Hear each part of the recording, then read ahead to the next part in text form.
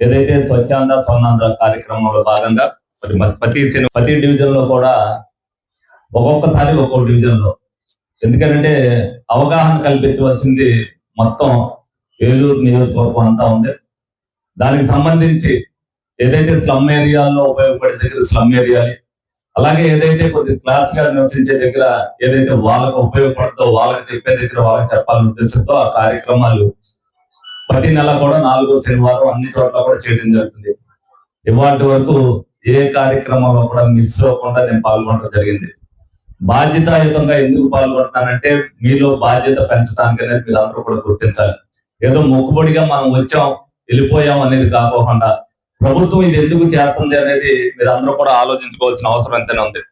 ఈ రోజున మరి జీరో వేస్ట్ ఇన్స్టిట్యూషన్ ద్వారా మరి సేకరించి దాంట్లో నుంచి కరెంట్ ఏ విధంగా తీయాలి, దాన్ని ఏదైతే సింగిల్ యూజ్ ప్లాస్టిక్ ని ఏ విధంగా ఉపయోగించుకోవడానికి, రీసైక్లింగ్ కి ఇవన్నీ కూడా మీ అందరికి కూడా తెలియజేస్తే మీరు ఏదైతే ఇంట్లో వాడే వస్తువులు బయట ఇసేయకోకుండా వచ్చినప్పుడు ఏదైతే శానిటైజేషన్ వెహికల్స్ కానీ లేకపోతే వాళ్ళు వచ్చిన బాయ్స్ కానీ మీరు ఇస్తే దాన్ని బయట వేయకోకుండా దాన్ని వెళ్ళి ఎక్కడైతే ఉన్నాయో ఆ కాంపోస్ట్ యాప్లు వేయటం, అక్కడి నుంచి డివైడ్ చేసుకుని ఏ యూనిట్ కి ఆ యూనిట్ వాళ్ళు తీసుకెళ్లేటట్టుగా చేస్తే మనకు అంతటికీ కూడా పరిశుభ్రత అనేది ఆటోమేటిక్ గా వస్తుందని మీ అందరూ కూడా తెలియజేయడం జరుగుతుంది. ఎందుకంటే మనకు కూడా టీవీలో చూపిస్తున్నారు. మొన్న అంటే బొంబాయిలో అలాగే చెన్నైలో ఏ విధంగా చెత్త యొక్క గుట్టలు ఉన్నాయనేది చూపించారు. హిమాలయ పర్వతాలు ఉన్నట్టుగా అంతంత గుట్టలు ఉన్నాయి. నిజంగా మనం చూస్తే ఇంత చెత్త మనమేనా వాడుతున్నాం అనేది కార్పొరేషన్ లెవెల్లో మొత్తం మీరంతా వాడే చెత్తని ఒక నెలలు ఏమి చేయకుండా మనం చూపిస్తే మనకి ఎంత ఉంటుంది అనేది మీ చెత్త కాంపౌండ్ వాల్స్ కూడా పట్టని పరిస్థితి ఉంటుంది. కాబట్టి దాన్ని దృష్టిలో పెట్టుకుని మనం చెత్త ఏదైతే సేకరించడానికి వాళ్ళకి వచ్చారో వాళ్ళకి ఇస్తే వాళ్ళు తీసుకెళ్లి ఆ కంపోస్ట్ కి అందజేయడం జరుగుతుంది. దాంట్లో డివైడ్ చేసి ఎక్కడికక్కడికి రీసైక్లింగ్ పంపించే దగ్గర రీసైక్లింగ్ కి, అదే విధంగా ఏదైతే వర్మీ పోస్ట్ ఉపయోగించే దానికి అన్నింటినీ కూడా అక్కడ ఏదైతే వర్కర్స్ ఉంటారో దాన్ని డివైడ్ చేయడం జరుగుతుంది. దాన్ని దృష్టిలో పెట్టుకుని మీరందరూ కూడా ప్రతి ఒక్కరు కూడా దీంట్లో సహకరించవలసిన బాధ్యత ప్రతి ప్రజల మీద కూడా ఉందని మీ అందరూ కూడా తెలియజేయడం జరుగుతుంది. అందులో భాగంగానే మరి ఈ రోజున ఏదైతే 21వ డివిజన్ లో మరి దీన్ని పెట్టడం జరిగింది. ప్రతి చోటకి వచ్చినప్పుడు కూడా సమస్యలు కూడా తెలుస్తాయి. పెన్షన్ కార్యక్రమం అవ్వచ్చు, స్వచ్ఛాంధ్ర కార్యక్రమం అవ్వచ్చు, ఆ సమస్యల ద్వారా మనం ప్రజలకు కూడా దగ్గర అవుతాం ఉద్దేశంతోనే కార్యక్రమాలకు రావడం జరుగుతుంది. ఇప్పుడు నేను వస్తున్నానంటే పొద్దున్నే ఇక్కడ ఏదైతే ఏడో రోడ్ లో మరి వాటర్ లీకేజ్ అవుతుంది, దాన్ని ఇమీడియట్ గా చేయమని చెప్పి నాకు ఎవరో మెసేజ్ పెట్టారు. ఇమీడియట్ గా నేను మేయర్ గారికి చెప్పి ఆ లీకేజ్ అవుతుందంటే దాన్ని కంట్రోల్ చేయమని చెప్పా. దాన్ని ప్రస్తుతానికి టెంపరీగా చేశారంటే దాన్ని పర్మనెంట్ గా రేపటికల్లా చేయాలని చెప్పి కమిషనర్ గారికి చెప్తాను. ఒకసారి చూడండి దాన్ని.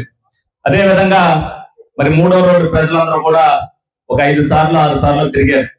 తిరిగిన తర్వాత నేను చెప్పాను, ఇప్పుడు లేవు మీరు వేయించుకోండి 1 సంవత్సరానికి ఇస్తానని చెప్పి. కానీ వాళ్ళు ఎవరు ఎదరికి రాలేదు. అయినా సరే ఫండ్స్ వచ్చినప్పుడు వేస్తానని చెప్పా. మొన్న ఏదైతే 15 ఫైనాన్స్ ఫండ్స్ వచ్చినాయో అందులో మరి గౌరవ కార్పొరేటర్ గారు చెప్పిన 3వ రోడ్డు శాంక్షన్ చేయడం జరిగిందని చెప్పి సందర్భంగా మీ అందరూ కూడా తెలియజేయడం జరుగుతుంది. ఎందుకంటే మీ అందరికీ అనుసంధానమైన రోడ్డు ఒకటి పెద్దది మొత్తం వేసాం. ఒక్కొక్క రోడ్డు ఒక్కొక్కసారి వేయటం అనేది జరుగుతుంది.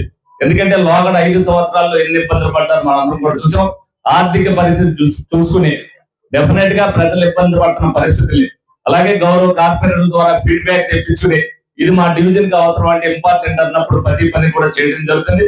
అందులో భాగంగానే మన గౌరవ ముఖ్యమంత్రి గారి దగ్గరికి వెళ్ళినప్పుడు 10 కోట్ల రూపాయలు మరి రోడ్ల నిమిత్తం కొంచెం అవసరం ఉందని స్పెషల్ ఫండ్ నుంచి నాకు ఇమ్మని చెప్పి నేను రిక్వెస్ట్ చేయడం జరిగింది. ఈ సందర్భంగా చంద్రబాబు నాయుడు గారు ఇమీడియట్ గా స్పందించి 10 కోట్ల రూపాయలు కూడా శాంక్షన్ చేశారు. నెక్స్ట్ ఫైనాన్షియర్ లో వస్తాయి. దాన్ని కూడా మనం రోడ్లకు ఉపయోగించుకుంటాం అని చెప్పి అందరూ కూడా తెలియజేయడం జరుగుతుంది.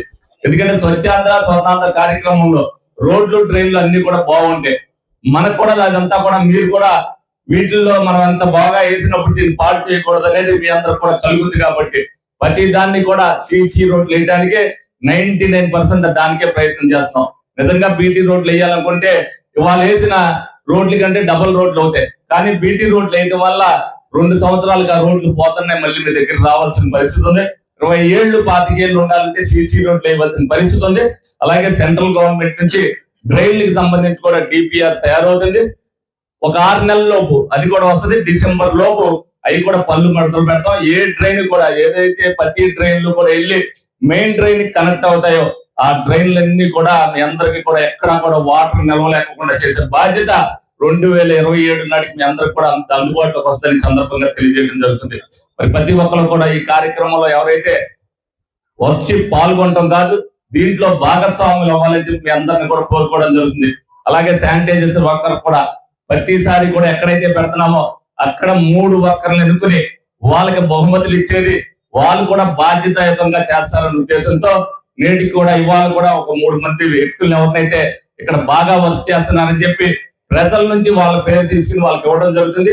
శానిటైజర్స్ వర్కర్ కూడా చెప్పేది ఒకటే, సహనంతో మీరు కూడా ప్రజల దగ్గరికి వెళ్ళేటప్పుడు ఆ ఏదైతే ఆ చెత్తని వేస్తున్నారో వాళ్ళు ఇచ్చే టైంకి మీరు అందుబాటులోకి వెళ్ళి మీరు కూడా వాళ్ళకి సహకరించాలని సందర్భంగా కోరుకుంటూ నేను దగ్గర సెలవు తీసుకోవడం జరుగుతుంది.